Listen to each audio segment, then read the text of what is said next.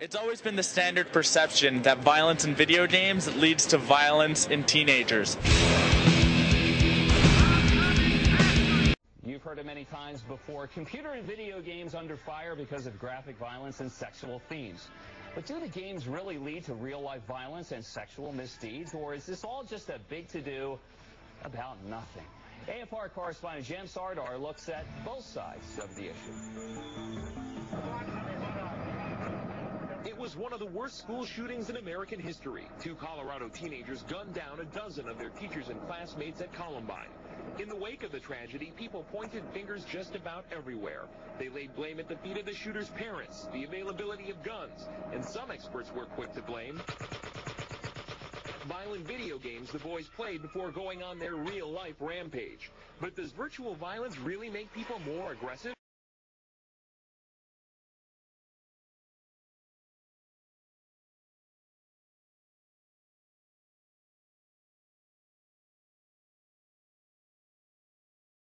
Most general question people always want to know is simply, do violent video games cause aggression? And the short answer to that is yes, they do. But unfortunately, that's much, much too simple of a response. Although they do cause aggression, the effect is actually extremely tiny, that it doesn't have a huge effect on a person's aggression.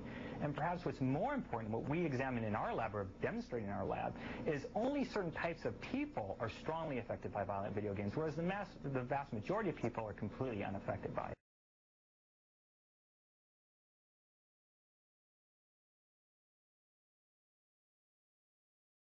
Study we did that took about 2 years.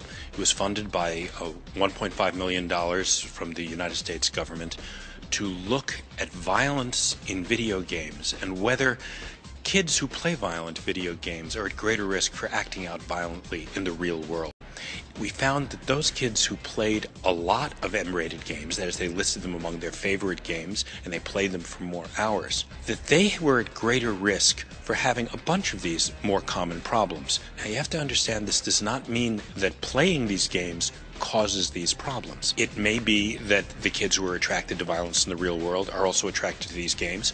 It may be a third problem or a third issue going on that's controlling both of them. We don't know. But we did find that if you wanted to predict which kids are more likely to get into trouble, looking for kids who play more M-rated games among their favorites and play, for example, more than 15 hours per week, they are at greater risk. While violent video games may not affect most people, the study shows people prone to anger get much more aggressive after shooting and stabbing their electronic enemies after just 15 minutes at the control. The findings shoot down arguments that video games have no effect on school shooters, nor do they prove that virtual violence triggers them either. The professor calls the games a symptom of trouble, not a cause. Wanna stay with you forever. Hold me in your arms, let me feel your beating heart. We should always be together.